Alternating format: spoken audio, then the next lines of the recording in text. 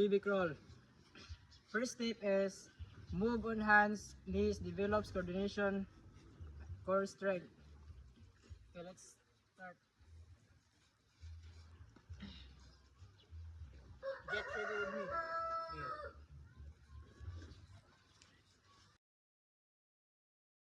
Second step is a baby crawl. Move on hands, knees, development and coordination and core strength. Let's do it. Okay, start. The third step is crab walk. Moving using hands behind you and feel forward, back, works arm, core, and legs. Okay, let's do it. Yeah. 1, 2, 3.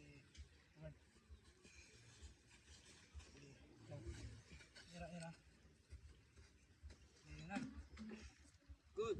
The fourth crawling series is guerrilla walk. First step is sit down, put your hands in the front and move forward. 1, 2, 3, go.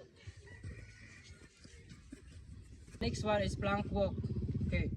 First step is make a plank position.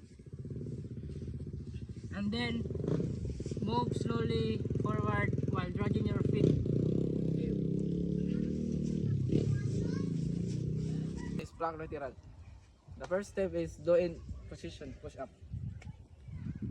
Then make a move sideways.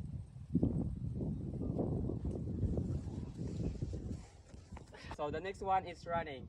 Move your arms and legs actions. So let's do it.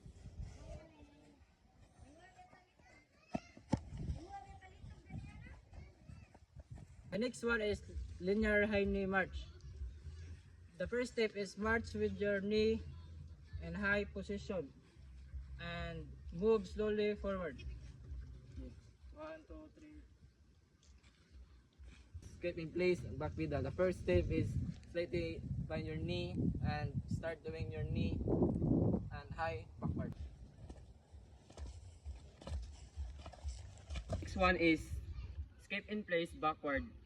First step is you just need to jog backward. Get ready. 1, 2, 3.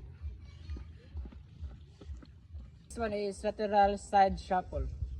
The first step is do a squat position and do a several sideways. Okay, start. Back. The next one is a lateral skip. And the first step is a perform a CD march position. And the next one is move on your side. You ready?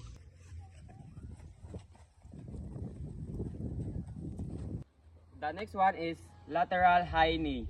The first step is to move like you are running and move sideways. Let's go. 1, 2, 3, go. Next one is lateral carioca. And the first step is move on your side and make an alternate in an X position. Okay, ready?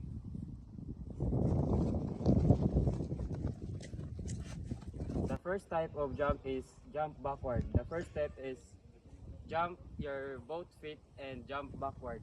Let's go.